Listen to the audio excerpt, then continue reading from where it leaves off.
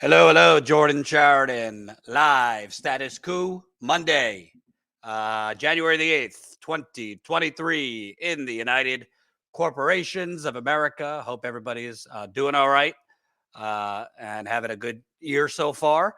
A lot going on, but kind of wanted to spend today focused on the Democratic primary. Yes, there is a primary, even though the corporate media has canceled the primary in complicity and aiding and abetting Joe Biden in suppressing and crushing democracy. So earlier today, we held a debate between Marianne Williamson and Congressman Dean Phillips. So you could check out the debate on our channel from earlier. There was a few technical glitches. The audio and video is kind of out of sync. We just picked up the stream from whoever originally aired it. So it wasn't really our technical issues. But anyway, I figured we'd go through it because I don't think we should normalize the canceling of a primary or the suppression of so-called democracy, even though I don't really think we have a legitimate democracy in this multi-trillion-dollar corporate conglomerate pretending to be a democracy. But I don't think we should normalize it. So therefore, since the corporate media has normalized there not being a primary, since the corporate media, CNN, MSNBC, New York Times, Washington Post, have basically pretended there are no other candidates, since the beginning, when Marianne Williamson was the only candidate, then RFK in the Democratic primary, they wrote articles, saying, "Oh, there's no serious candidates in the race. There's no viable candidates." So they basically declared who was serious and who was not. Interestingly enough, the only one they felt was serious was Dean Phillips, who of the three has a more corporate background. But I think since there was a debate today and the corporate media is not going to cover it, I am going to cover it because we should normalize the erasure of choices. We should normalize the rigging. If 2016 was like rigged, kind of, sort of, subtly, wasn't so in your face, this is in your face. They just declared we're not having a primary, and the media stamped their approval. So there was a debate this morning. We cut some of the clips from that, so I'm going to react to it between Marianne Williamson and Dean Phillips. Technically, Cenk Uygur is running. I don't really know what the status with that is because he's got some legal challenges going because he's a naturalized citizen. So he says he's willing to take that to the Supreme Court because he says that naturalized citizens should be eligible for president. I'm not going to get into that. My thoughts on Cenk are well known, but he wasn't in this debate. It was between Dean Phillips and Marianne Williamson up in New Hampshire. About an hour. They covered a lot of things. It was actually pretty substantive, I would say. So we'll react to that. Please smash the like button. Share this live stream if you can, so more people can see it. We just passed 169,000 subscribers. So, hey, who knows? It's early January. I smell 200,000 in this year. Possibly, if we just put our foot on the gas and get lucky, maybe even the early part of this year, we could get to 200,000 subscribers. So please, we're dealing with suppression here on YouTube. Please tell your friends. Please tell your mother. Please tell your father. Please tell your animals. Please tell your enemies, whomever. Just press the subscribe button and give us a shot. Word of mouth still matters. And super chats are very much appreciated. I'll read them at the end. Let's play whatever you got first, Colin. The president's name is not on the ballot. He sent a letter yesterday saying New Hampshire's meaningless. Would you characterize this, Congressman, as voter suppression? Yes. In fact, I have that letter right here. I hope it goes in the National Archives on display because I think it's one of the most egregious affronts to democracy I've ever seen in my entire lifetime as an American, period. And I'll tell you by the way, voter ID, You know, if every American could easily get an ID, that's different. But the fact of the matter, if you are disabled or you are elderly or you live in a rural area where it's really hard, it's nonsensical. So that's voter suppression. But you know what else is voter suppression? What's happening right here. What's happening in Florida, what's happening in North Carolina, what they're trying to do in Massachusetts and other states. The Democratic Party should be investing in democracy, promoting debate, promoting candidates, and promoting voters. What are they doing? They're suppressing them. I'm not a conspiracy theorist. I'm an affable, decent, common sense person that is telling you the truth. I know Marianne knows exactly the same thing, and your generation, all of you in this room, please take note. The parties are destroying democracy, period. Thank you. Ms. Williamson, same question for you. Well, what Dean just said is absolutely correct. There is candidate suppression going on here. The DNC has decided and has been very overt about it. Joe Biden would be their candidate. Candidate suppression is a form of voter suppression. Every American should be automatically registered at the age of 18. Voting day should be on Saturday. Voting day should be a holiday. We should be doing everything possible to make it so that every American of voting age has their voice expressed. So anytime, any way that there is a way of shutting people down, then that is a danger to our democracy. The political parties traditionally stood behind, they stood in the back, and the people decided who would be the candidate. It should be you, the people of New Hampshire, the people of every other state should decide who is the best Democratic nominee to beat either Donald Trump or Nikki Haley. However, what's going on now is the suppression, shutting down primaries, as Dean was saying. In my case, the invisibilization of my campaign in general, because there's a political media industrial complex. This is not the vision of the founders. There's not supposed to be a political elite or a political class. And let's be very clear. Thomas Jefferson said, the only safe repository for power in the United States is in the hands of the people, not the hands of those guys. And their idea that they've got this, yeah, like they got this in 2016. They don't got this, you do. So a couple things, and if you don't know what they're talking about off the top, this from Politico, DNC blasts New Hampshire Dems over, quote, meaningless primary. The Democratic National Committee scolded New Hampshire Democrats for selecting delegates for the state's unsanctioned primary. The Democratic National Committee is blasting New Hampshire Democrats for selecting delegates for the state's meaningless, unsanctioned presidential primary. The DNC's Rules and Bylaws Committee fired off a letter to New Hampshire Democratic Party Chair Ray Buckley ahead of the state party's delegate caucuses Saturday, warning that the process has not been approved and that no delegates or alternatives would be awarded based on the results of the unofficial primary. Quote, non-compliant processes can be disenfranchised and confuse voters. Oh, they care so much about disenfranchising voters. The co-chairs of the Rules and Bylaws Committee said the upcoming primary is detrimental and meaningless, they wrote, and the NHDP and presidential candidates should take all steps possible not to participate. Buckley, the New Hampshire Democratic Party chair, dismissed the pushback as, quote, nothing new. They've been saying that for a year. So I don't want to get too in the weeds about that and smash the like button. We got 200 people watching. So if every single person presses like, we can get this to a lot more eyeballs. I don't want to get too in the weeds of this, but the bottom line is, obviously, there was a colossal clusterfuck with Iowa 4 years ago. I think it was intentional on the DNC's part. It always worked the old-fashioned way, calling in the results from each caucus site, but they had to create an app. That's another story. We don't need to relive that catastrophe. But clearly, the DNC on Biden, under the guise of trying to create the primary schedule to represent America, wanted to front load on the primary schedule the state that Biden won by 29 points, which was South Carolina. I don't have a problem with a majority black state voting early, voting first. Doesn't matter to me. I think there should be, more diversity, and there shouldn't be necessarily the beginning states are primarily white. But when you're doing it, meaning when the DNC, who works for Biden, even though they were neutral in 2016 and pretend to be neutral, they're a private corporation. And remember, in court, a lawyer famously said, we don't owe anything to the voters. We could decide who the nominee is in the back room over cigars like the good old days. So they're open, the DNC, that we're not for democracy. We're only for democracy when we're sending out fundraising emails poo-pooing about Trump. Then we care about democracy.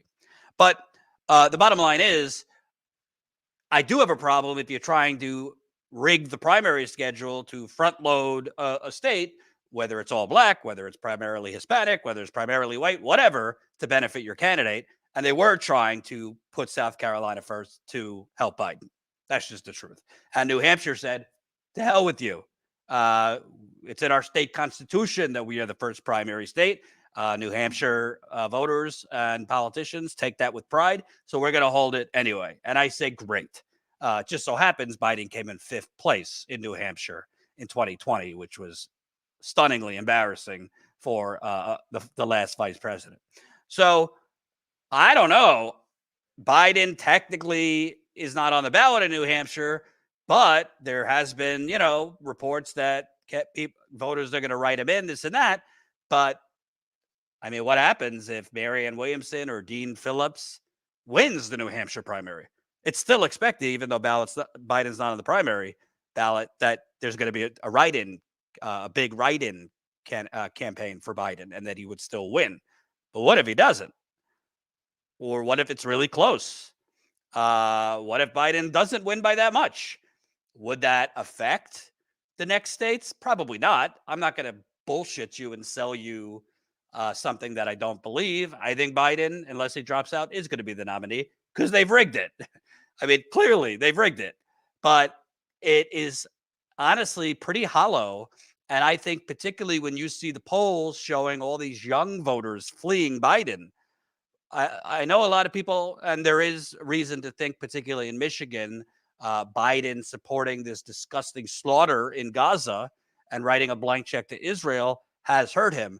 But he was hurt among younger voters, and younger voters were leaving Biden before the October 7th terrorist attack.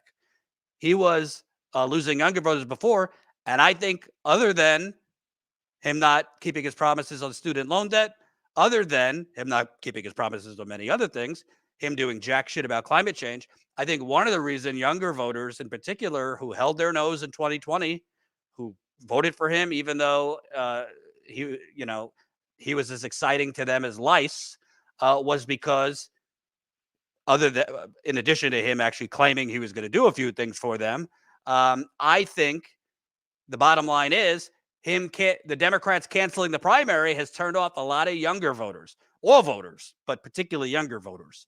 And I think the chickens are coming home to roost, and them calling the New Hampshire primary meaningless, I don't think that's a smart message for New Hampshire voters who take a lot of pride in their state being meaningful and the first state. I'll also say, tell you the truth, I have a hard time. I actually think two things can be true at the same time. I actually do think Donald Trump, forget democracy, I think he's a threat to all of us. I think Donald Trump is a threat to us. I think at first I thought he was a wannabe dictator. I think he might actually be a dictator if he becomes elected, or try to be. I think he's a nut job. I think he's not joking about being a dictator. However, I also don't really think the Democratic Party cares that much about democracy. I think they care about democracy when it suits them in fundraising. I think they care about democracy because that's really their only message, because they're not going to follow through on any core structural change, progressive policies for the working class, economic change, uncorrupting the system, getting money out of politics. So I don't really think they care about capital D democracy as shown by totally canceling the primaries. And let's not just blame Biden for a second. Let's not just blame the DNC. It is absolutely shameful. And I'm not saying this as like a Marianne Williamson supporter or a Dean Phillips supporter. I have my thoughts on Dean Phillips. I'll get to that. Marianne Williamson, I think, is much better than Dean Phillips or RFK Jr., but she's not my cup of tea compared to Bernie. With that said, the fact that all these media outlets, let's start with CNN, was holding town halls for Chris Christie months ago, who was polling at 1% among Republicans, when Marianne Williamson was polling at like 10 to 15%, when RFK at the time was running in the Democratic primary, was in some polls 20%. That is not just biased media. That is literally public relations for the Democratic Party. You are literally, as a media outlet, a vessel, an operative for the Democratic Party when you are hiding and squashing challengers to the incumbent Democratic president, but lifting nobodies who have no chance of winning in the Republican primary, who are polling at 1%. They gave a town hall to Chris Christie when he was polling at 1%. They gave a town hall to Nikki Haley months ago when she was not polling where she's polling now. They gave town halls to Vivek when he was polling under what Marianne, Williamson, and RFK were polling. I don't want to hear about democracy from CNN when they're lifting people who have very little popular appeal and they're suppressing candidates. Not that Marianne, Williamson, and RFK were at 30, 40%, but they were certainly higher than the Republican candidates. Spare me on your concern about democracy. Next. What's your economic plan? Well, let me start at birth. I want to start something called the American Dream Accounts, where every single baby born in America starts his or her life with a $1,000 account, can add $500 a year. By the time you're 18 years old and you graduate high school, that money is yours to become an owner of a business, of a home. And if you do some national service for a year after high school, that's another $10,000. I think we've got to be a country from the beginning of our lives until the very end, we take care of people. That also means housing. We are 7 million houses shy in the United States of America. We need to produce, and we can. Healthcare for all. We spend twice as much as any nation in the world. Our outcomes are mid-pack, and we let pharmaceutical companies charge us multiples of anybody in the world. Healthcare for all through Medicare for all. Education for all. Why are we a country that has $1.7 trillion in college debt, costing some of you in this room $90 billion a year? It's nonsensical. And then Social Security towards the end of life. Ensure it exists, if it needs to be amplified, and then most importantly, to create a fund by which those who've been successful can rededicate their Social Security benefits into a pool to share with those who are most vulnerable retirees in America. I sat in North Conway, New Hampshire just a couple weeks ago with two wonderful elderly ladies who make cereal the last 3 nights of the month because they don't have enough Social Security. $100 more a month makes all the difference. That's the kind of country we will be under my presidency. Okay. With the full disclosure that I spoke with Dean Phillips' campaign the other day, I might be interviewing him this week, but I'm not going to sugarcoat it. So sorry if you're watching. I think his plan with money at birth and all that, it's not a bad thing. I mean, getting money at birth and then it accumulating till 18 isn't a bad thing as opposed to the current you're shit out of luck. But I mean, I did the math. What he's proposing when you're 18 would give you about $10,000 from the federal government. If you start at 1,000 and then add 500 every year. Then he said, if after high school you do, public service, that's an additional 10,000. So if you choose to do that, then you're talking $20,000. That's not a bad thing. I don't want to poo-poo that, but most people are not going to do. Most people, I could be wrong. Most people are not going to do the additional, government service or civil service or whatever. So let's just assume you're starting at about $10,000 through his plan. He mentioned, that could help you buy you a home, and other things. I don't know if he knows this. He has a net worth of $77 billion. But the average price down payment on a home, Colin, I put this in there. The average down payment on a home, paralleling the rise in home purchase prices, down payment amounts spiked overall during the pandemic. And though a bit down from their 2022 peaks, remain higher on average in 2023 than they were in early 2020. According to the latest available data from the real estate analyst, ATOM Data Solutions, the median down payment on a single family home in the U.S. is $31,500. So again, the plan that he's offering, which is better than nothing, is not going to help most people get a home if at 18 you're collecting $10,000 from the federal government. Colin, come on for a second. I don't think I'm blowing up your spot. You and your wife over the last few years have been trying to get a home. It's been a voyage trying to get a home in this economy, particularly the pandemic. is Dean Phillips' plan? I mean, you were certainly not 18. You just turned 32. But if you were 18, if you had $10,000 in your little bank account in the Dean Phillips plan, would that help you more? Or would Medicare for all, some type of UBI from birth, I don't know, taxing the rich, what would help you more in terms of home ownership, those kinds of things? I mean, the Medicare for all, just what you pay for Medicare or for healthcare alone would equal 10,000 by that point, or roughly that. But yeah, for my situation in particular, just the medical debt alone would be much more than $10,000. So I mean, I don't want to be unfair. He's proposing something. I mean, yeah, no, I mean, if I had $10,000 when I started community college, I guess that would have been a little bit different, but. Right. But when you're talking about, all right, you get $1,000 at birth and then $500 each month, each year, an additional $500, I would be a lot more impressed if he's saying you get $10,000 at birth and then $1,000 each year. That is pennies compared. Do you know we spent $300 and million? it's automatically tied to inflation is the big thing too, as well. Because Yes. 10,000 or 20,000 might sound like a lot now, but in 20 years when you actually get that I'm bad at compound math, but that's not a lot in 20 years. And by the way, I lost my train of thought. Oh yeah, we spent $300 million a day in Afghanistan. Let me repeat that. We spent $300 million a day in Afghanistan. And I don't know what Dean Phillips' position on this is. I know Marianne Williamson, 2020, and now was the only candidate for reparations. I say give more of that bank account to Black, Hispanic, and Indigenous people at birth and per year as a form of reparations, particularly Black and Indigenous people. Sorry, you could say, oh, Jordan, you and your identity politics. No, that's justice.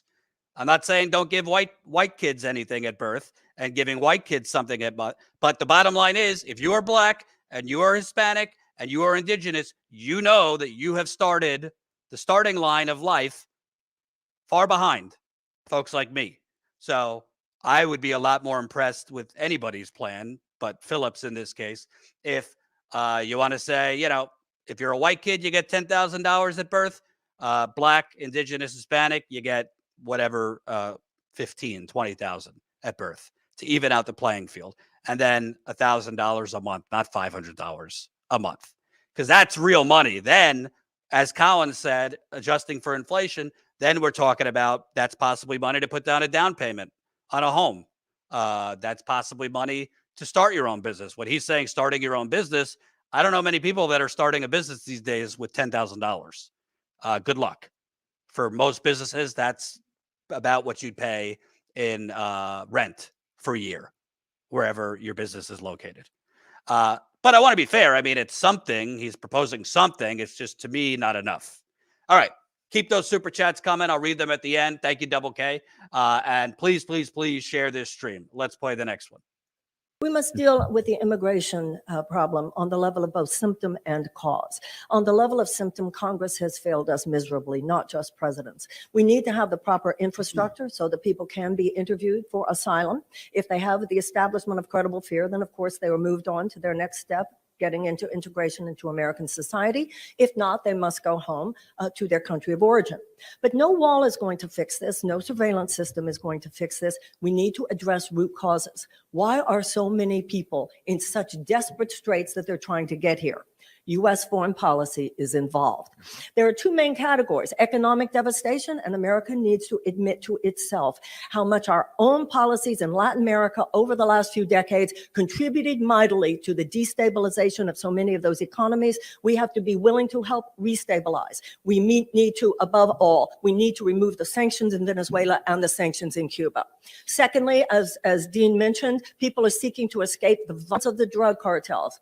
The United States of America needs to end the war on drugs. This is not helping at the southern border. It will actually help at the southern border to remove the black market that these drug cartels depend on. As president, I will, not only on this issue, but on many issues, not just address symptoms in a transactional way, but address root causes in a transformational way. Thank you. I think that's a great answer by Marianne Williamson. Bottom line, you never see, I mean, you're certainly not going to see this on Fox News and all the right-wing hysteria, but you don't really see this on left media. Why do you think people like are fleeing to America and traveling like hundreds of miles and swimming through rivers and endangering their families because of, you know, our super duper duper patriotic American values? Because of our wonderful, wonderful opportunity? No, it's because we've destroyed most of their countries. We've made their countries violent, dangerous, and in many cases, economically desolate, other than, you know, cartels and oligarchs, hellscapes. That's why they're fleeing to America. Sure, there's more opportunity here compared to where they live, but we, through coup attempts, sanctions, and many other fuckery, have really made a lot of countries like, I don't know, Belize, Nicaragua, a lot of countries in Central and South America unlivable. So that's the root of it. I'm not saying that, you know, people at the Texas border or people who have been killed by some undocumented immigrants deserve a nuisance in their life or to feel threatened or violence, but there's a reason why these people are fleeing here. Also from the Middle East, we should say. And I thought that was a great answer by Marianne Williamson. How to actually accomplish it. I didn't really hear much from either of these candidates on how they would make Congress do anything. I didn't really hear much in terms of what they would do executive action. This was more their elevator pitches for what they would like. I would have liked to hear most from both specifics, how you would actually force actions, how you would actually either force Congress or just say fuck Congress and take economic action, executive action. But I thought her answer on that was very, very good. Next one. And let's be very clear, Dean, you did not do anything to support Medicare for all when you were in Congress for 3 terms. You did not do anything to support tuition-free college when you were in there. You say you have migrated over the last 2 months. I don't believe that this country should be run like a fiscally responsible business. I think this country should be run like a fiscally responsible family. And that is what we will do when I am president. We will put children first. We will put the earth first, and businesses can just step aside. Money is not created by a bunch of corporate overlords who drop jobs like crumbs from their Mount Olympus. Money comes from the creativity and the productivity of the American people. I will help people thrive, and that's where the money will come from and stimulate it. Of course, you get an opportunity to respond and take as much time as you like. I agree with a lot of what Marianne is saying about what we need to do, but I tell you, the reason Democrats are losing national elections is because we're fiscally irresponsible. We have $33 trillion in debt. We spend $2 trillion a year more than we have every year.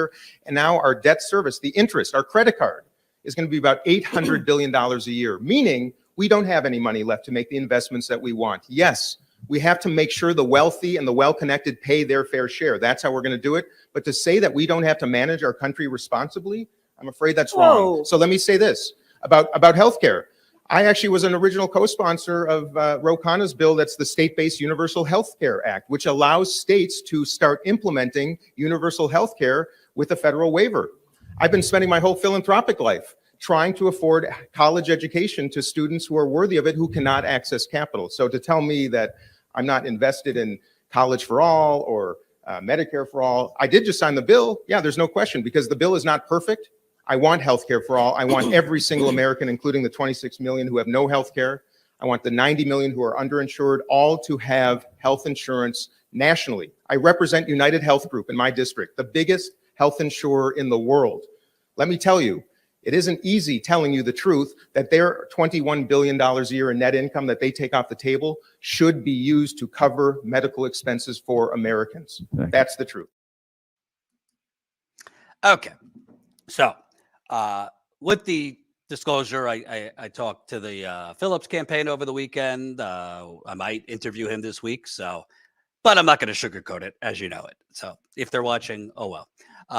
Couple things about Dean Phillips. Number one, if you don't know, he's a very, very wealthy man. This is from Politico. In 1972, his mother, Dee Dee, married Edward Phillips, the chairman and CEO of Phillips Distilling Company, the Minnesota-based liquor behemoth that's credited with producing the first American-made brand of schnapps. Edward, known by his family as Eddie, was the third member of the Phillips family to run the company, which was founded by his grandfather, J. Phillips, in 1912. Phillips stepped down. Phillips, eventually, Dean Phillips, became CEO of Phillips Distilling, which was, again, his father's company through their family in 2012 to manage a small Texas-based gelato company called Talenti that his father had previously invested in. Talenti quickly became one of the best-selling ice cream brands in the country and was sold to multinational packaged goods brand Unilever. All right. Also, I believe his father at birth, I don't think he ever met him. Unfortunately, he died in Vietnam. So that's why his mother remarried Eddie Phillips. So I'm not blaming, you're born into the family you're born into. So I'm not knocking Dean Phillips. Obviously, he lost his birth father and his mother remarried a man who had generational wealth through the Phillips Schnapps company. And you could be wealthy and still mean well and want to do good things. And in many cases, kind of still understand the pulse of America. So I'm not saying he's a bad guy because he's wealthy. He does have a net worth of $77 million. But I am saying the bottom line is, through human nature, if you're that wealthy, you're generally not in line, or you don't have the pulse on what living, breathing, struggling people are dealing with. And how can you really? I'm not saying this for every wealthy person, but by and large, if you're that wealthy and you're not born into, but or his mother remarried into a family, you're not going to really understand viscerally what the struggling masses are going through. And at the end of the day, whether it's Dean Phillips or anybody else, I look at actions.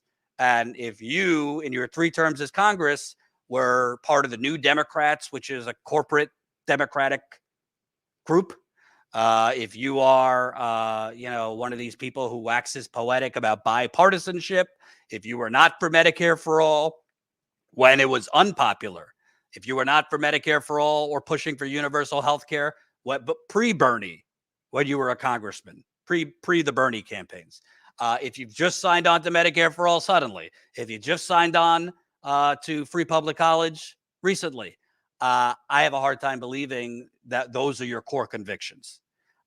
What sounded like his core convictions, and he sounded a lot more comfortably talking when he was talking about with $32 trillion in debt and sounding like a Republican to me.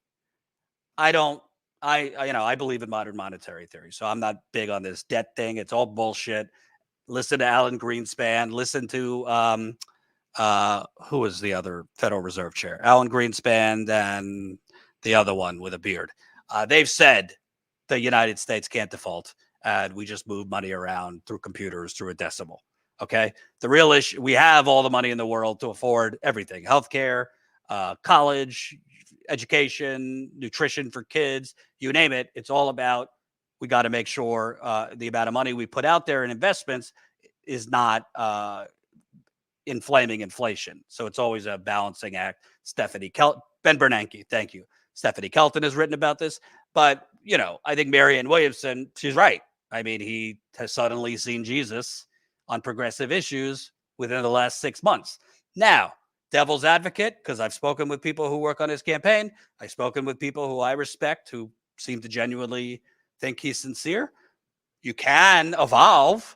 Maybe he really felt these things and believed in these things in his early time as a congressman, but he just didn't have it in him to go, say it or fight for it in the corporate Democratic Party. Maybe he knew he would be backbenched if he fought for universal health care or spoke out against the Democratic Party. It doesn't make him a bad person. if he didn't fight for it or if he believed in it, but he just kind of went along to get along.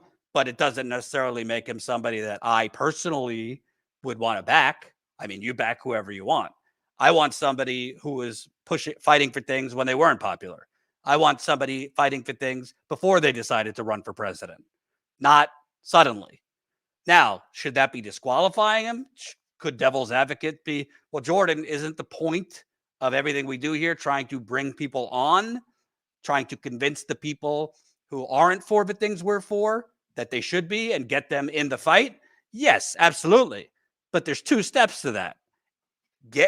Getting them to say they're for it, and actually, are they sincere? Do you believe they would actually fight for it? Because I'll tell you what, Biden said he was going to push a $15 minimum wage, unilaterally backed away from it. Biden said, ran on a public option, stopped talking about it after he was elected, much less trying to enact it. Biden said he was going to end drilling on public land. He doubled it. So people can say things to get elected, not just Dean Phillips, anybody. They could say things to get elected, and then there's every excuse in the book why they can't do it, because they don't, in their bones, deep in their core, believe in it.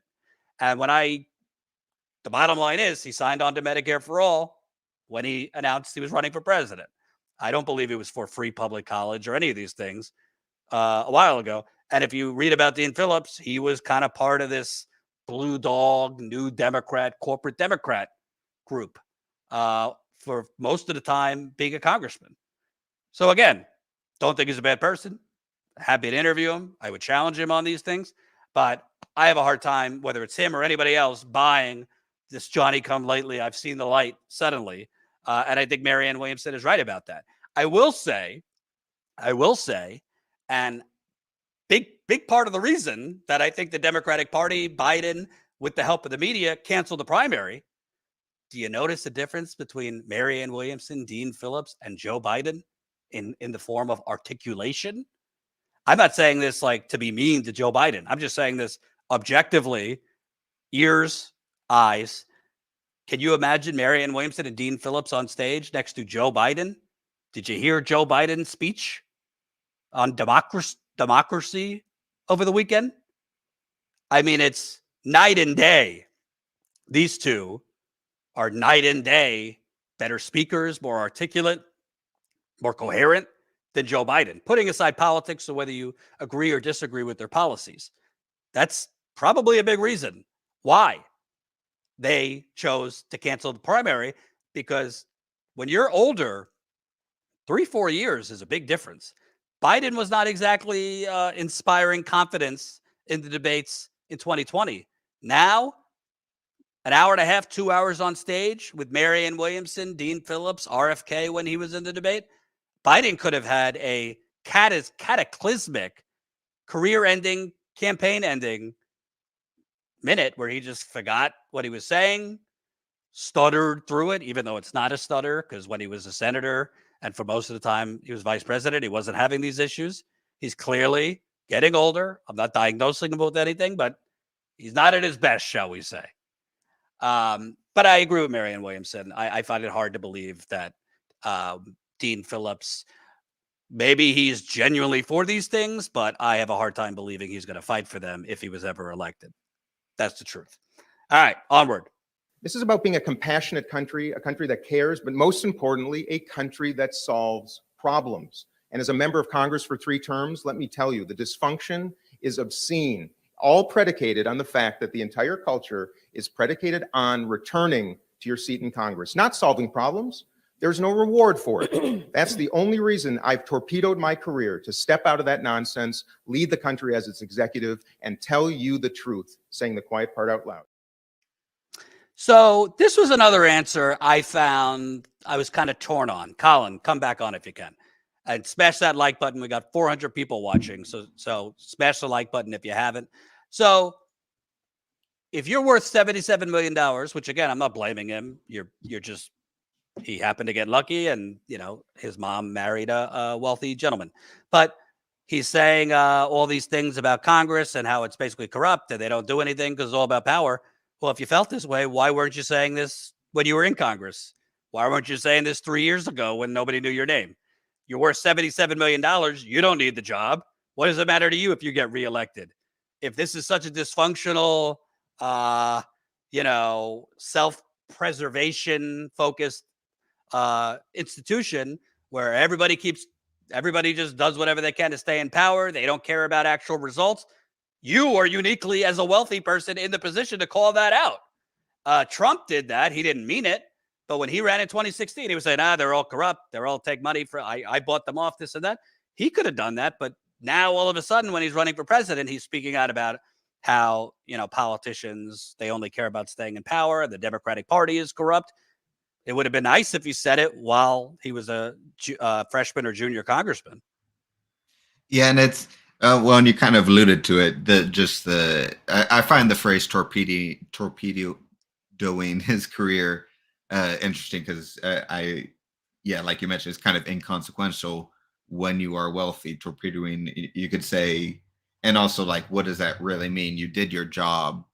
Does that mean you're torpedoing your career? Well, you can't be my previous career. You can't torpedo your career if literally you could, once you lose, go stay at a hotel for the rest of your life every night at $500 a night. I mean, you're worth $77 it's not a bad million.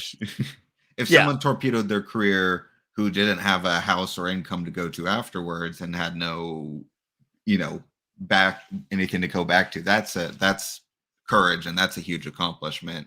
Outside of that, it's just, you're just switching jobs. Yeah, I mean, if I thought it was like genuine evolution, right? Like he's not running for president, he's sick of it. Because he's not the only one. There's plenty of people in Congress who see how corrupt it is, and maybe deep down they'd want to change it, but they want to stay in office for whatever reason. I'm not knocking him for saying it now. I'm just saying you got to take it with a grain of salt because he could have said this years ago. There's a difference between Bernie, when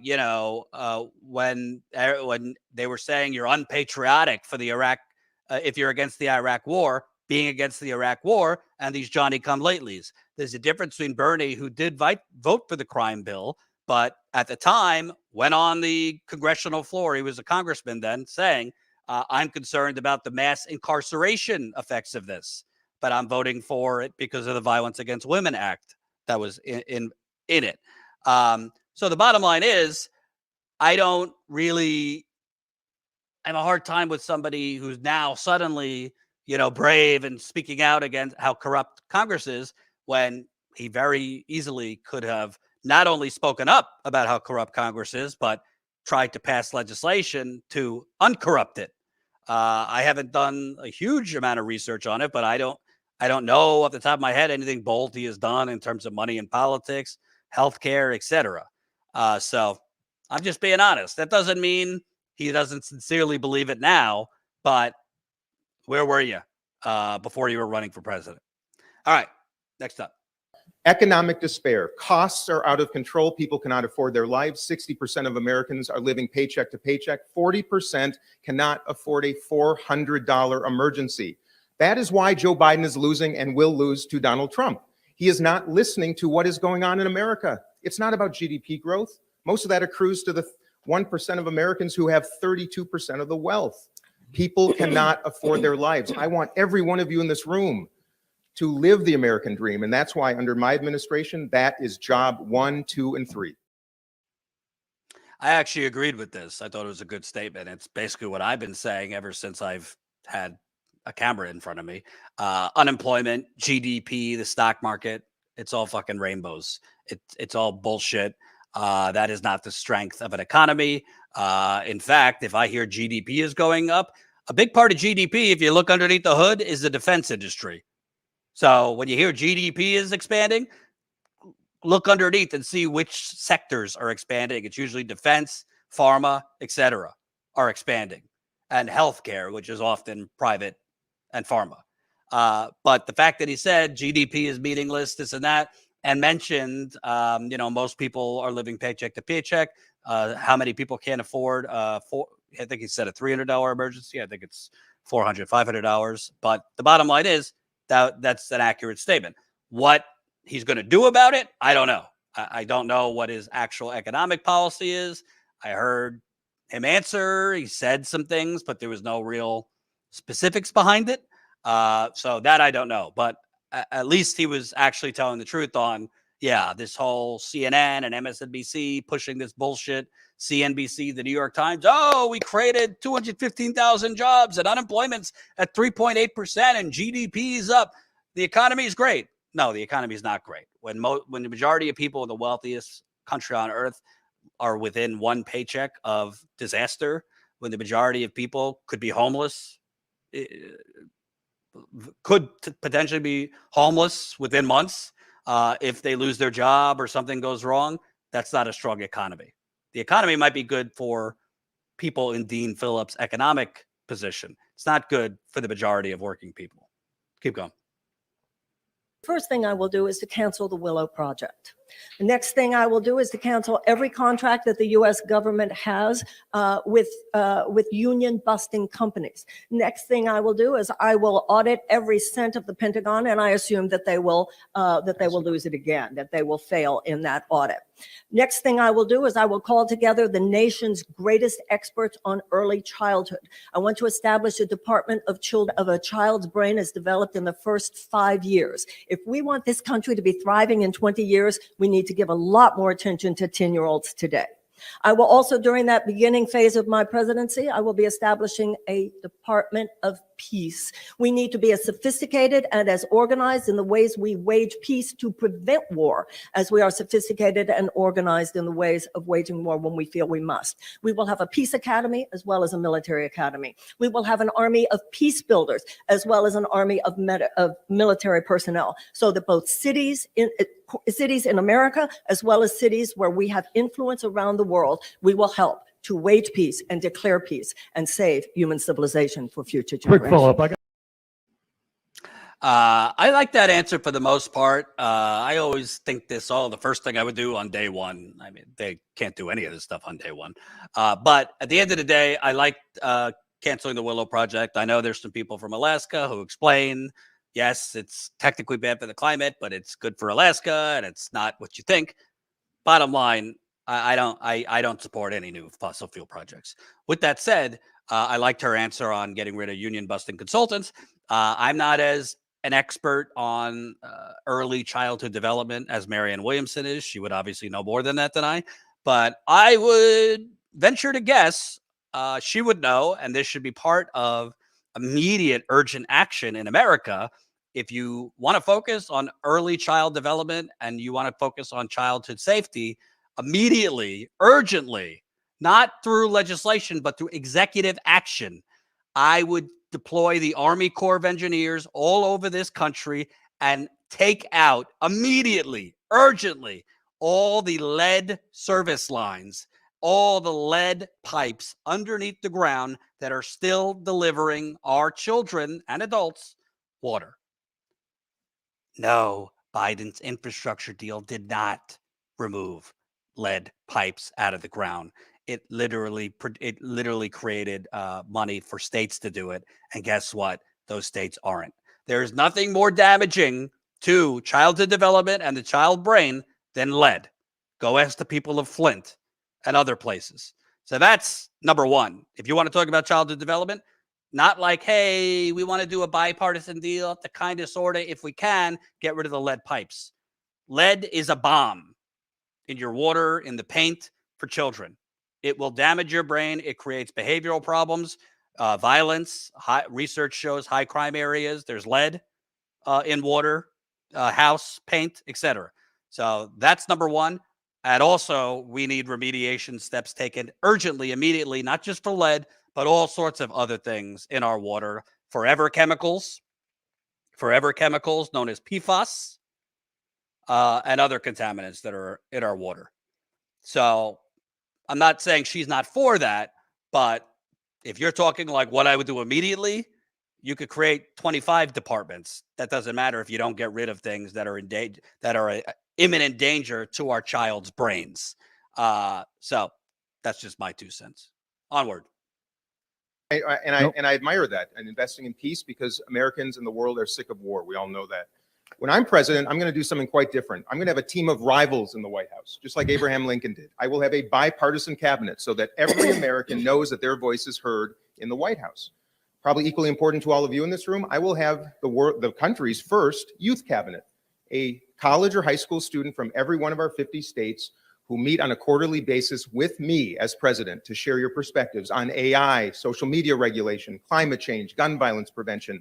You've got better ideas than the lobbyists, from whom I don't take any money, by the way, so come visit me in Washington. Oh, God.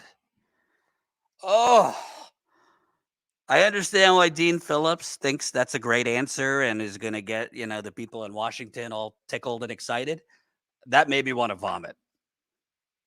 That made me want to vomit. Let me explain why. Does anyone here think what's lacking in America is a cabinet where it would be Dean Phillips as president, and in his team of rivals, we just need Mitt Romney because he's so civil, the guy who, had workers build a stage so that the workers could go on stage and tell everyone you're fired, as he sucked the life out of their companies and purged companies, watered them down in debt, and then laid off all these working people. Yeah, let's get Mitt Romney in our team of rivals. Let's get, those good civil Republicans that are against Trump, who are still want to take the right to choose away from women, who still believe in giving massive tax breaks to corporations and wealthy people, who still, want an endless budget for the military. Let's get them in so we could give off the appearance of the good old days of America when everybody could get along and work together.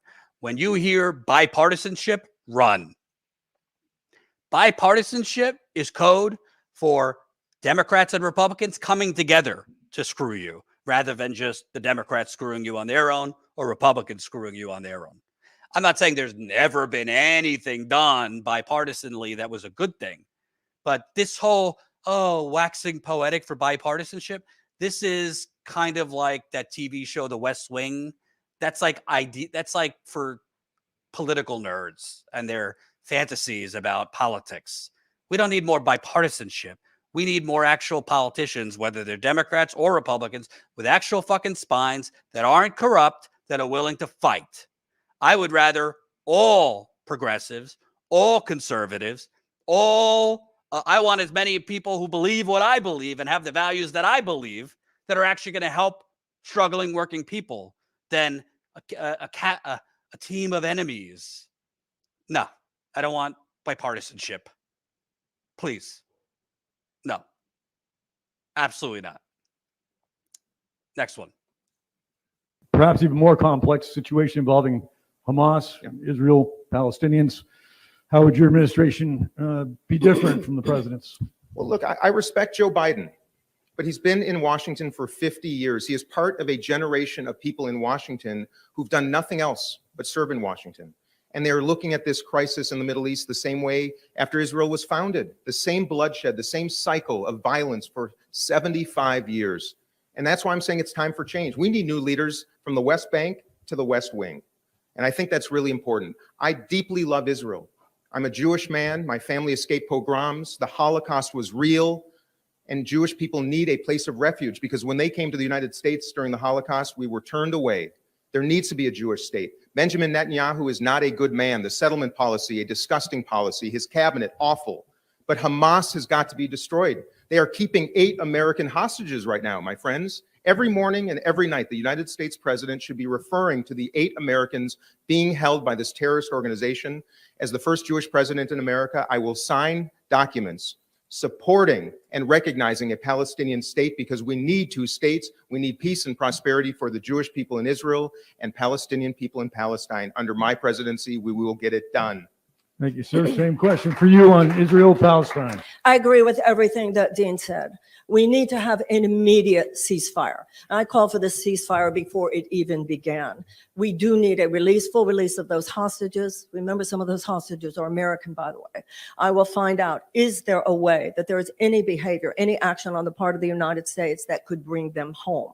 And also, then, as Dean said, we need to get immediately to the architecture for a 2-state solution. It is absolutely the only solution. Oh, God.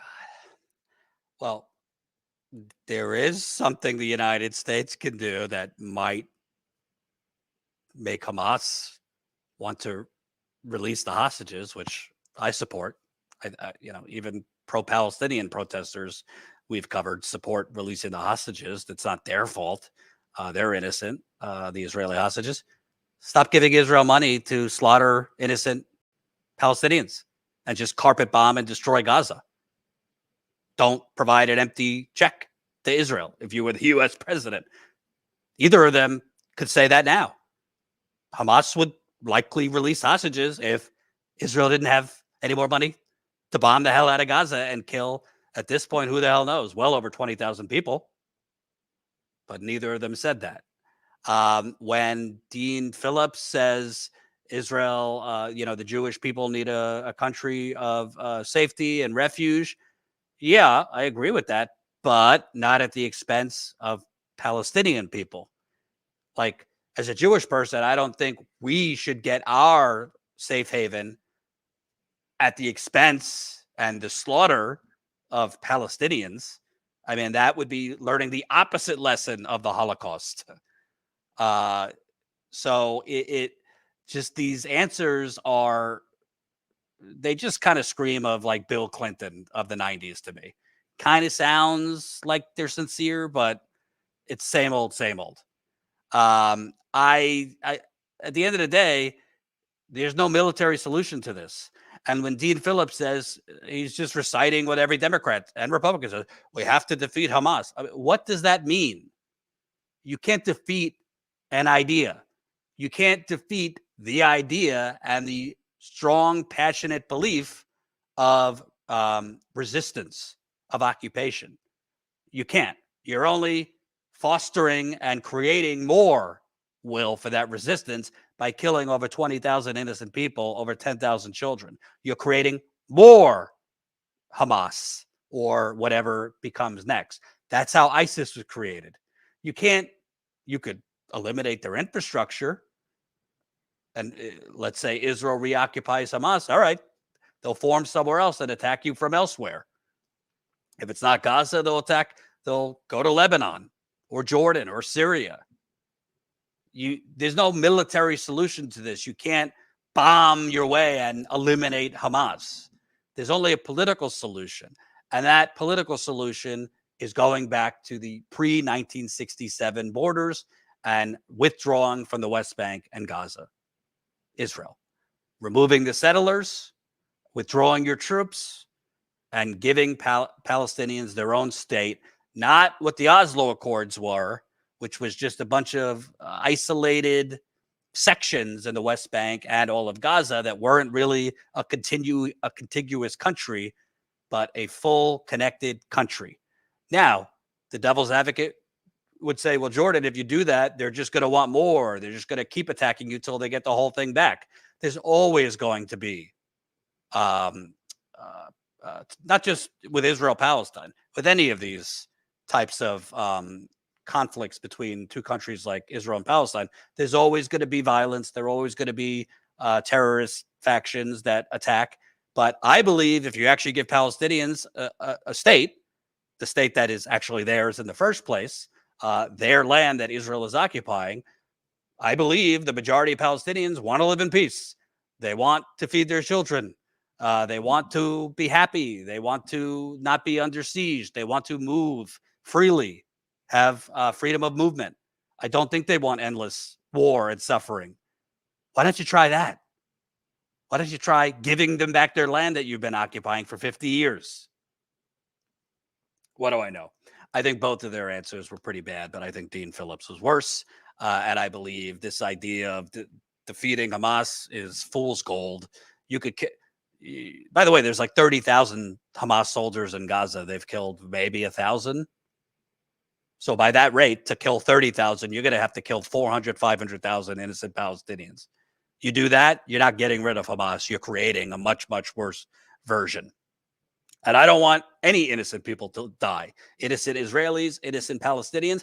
But by what they're doing now is endangering the lives of Israelis further. Because Palestinians, rightfully so, are going to want revenge. That's just reality. Let's go on next. you know, I can't help but notice you guys agree on a lot of different things, and I'm not trying to start a food fight. And we're not trying to wait. That's all I'm we not have is trying to start water. a food fight. So, but you do have to show contrast. Ma'am, we'll start with you. Why are you the person that can beat Joe Biden and then win the presidency? We are not going to win the presidency by warning people about Donald Trump. People who like Donald Trump, they're going to vote for Donald Trump. The way we're going to win in 2024, first of all, let me tell you what the danger is for Democrats. The danger for Democrats is not people voting for Donald Trump. We could indict him 91 more times. They're going to vote for Donald Trump. The danger is people staying home. The danger is people staying home if the Democratic Party does not become once again unequivocal advocates for the working people of the United States. I'm the one because I'm going to offer people a better life, an economic U-turn, a new beginning, a way to actually make your life better. Someone who's, you know, Congress has been the problem. They would say that only those who know how to be part of that system that drove us into this ditch should possibly be considered qualified to lead us out of this ditch. But the problem is not that we don't have enough political car mechanics in Washington. The problem is that we're on the wrong road. I'm the one to offer to people what I have done for the last 40 years. I have worked with people in times of crisis and despair. And the American people are in a time of constant crisis today and constant despair. I know about helping people endure a time of crisis and transform a time of crisis by saying the truth. The truth is that short-term profit maximization for huge corporations is now the bottom line. It now supersedes humanitarian values. It supersedes the safety, the health, and the well-being of the American people. In me, you'd have a president who says it like it is, lays it down like it is, and does something about it, and it's not just talk. Don't do it. Hold it. I appreciate it. We try to keep it around a minute. Take as much time as you like on this, sir. I believe I'm the type of president our country needs. And that is because I am dedicated to repairing this country, to celebrating people of all races, religions, politics, geographies. I'm disgusted by both parties having divided this nation. Angertainment would have us actually believe we're more divided than we really are. There's a reason I'm the second most bipartisan member out of 585 elected officials in Washington and our governors. I care deeply. I will wake up every single morning trying to repair our country. I also have unusual experience. I've built companies. I've been working in the private sector almost my whole life. I was the board chair of a health system. I was a regent at a university. I chaired the board of a philanthropic foundation. So I know the nonprofit world. And now I'm a third-term member of Congress. I have seen everything. And I see why things are not working in Washington. Why did Donald Trump win? A lot of people like the fact he was a businessman, but he gave business people like me a bad name. I've never declared bankruptcy. I've never had my philanthropy shut down because of unethical behavior in New York. I've not been indicted 4 times. My goodness, everybody. I can bring this country together. I have business experience. I attract independents. I flipped a district that had been red for 60 years. 60 years, Democratic. This goes back to my original point. I think if Marianne Williamson would have got a fair shot, if she would have got a town hall on CNN, if she would have got actual coverage in the New York Times, Washington Post, etc., with the message she was pushing, sure, there's issues with Marianne Williamson. There's been reports of harsh treatment of staff. That was in 2020. And there's been reports in this cycle of harsh treatment of staff, erratic behavior, that goes further than just a normal jerky politician. That's, by some accounts, worse than just harsh. Very, very, verbally controlling and abusive. I think that's valid. But we should also say that goes for male politicians too, not just Marianne Williamson. But I think her message would really resonate because a lot of people don't want to hear any more about Donald Trump. Even people that actually believe he's a threat and legitimately are worried about Donald Trump. They want to hear something more than just Trump, Trump, Trump, Trump, Trump. They want to be inspired by someone. They want to hear what you're actually going to do for them. And I think that message, if she would have gotten a fair shake, if we would have actually had democracy, a democratic process with debates, fair media coverage, any media coverage for Marianne Williamson, if in articles she wouldn't have already been disqualified by the media, the New York Times, Politico, and the rest of them saying there are no viable or serious credible candidates. I think that's a winning message. With Dean Phillips, what he said, I don't have anything against Dean Phillips, but nothing he said really I found too inspiring. More of that bipartisanship babble. The problem isn't bipartisanship. We have a corrupt system. I don't care if we have more bipartisanship. We have a corrupt system. Both sides of this fantasy of bipartisanship are taking legal bribes. Dean Phillips has kind of sort of said that, but he's not going all the way. Yeah, it doesn't matter if Democrats and Republicans work together better if they're all spending 75% of their time, there's been reports on this, off the premises of the Capitol dialing for dollars.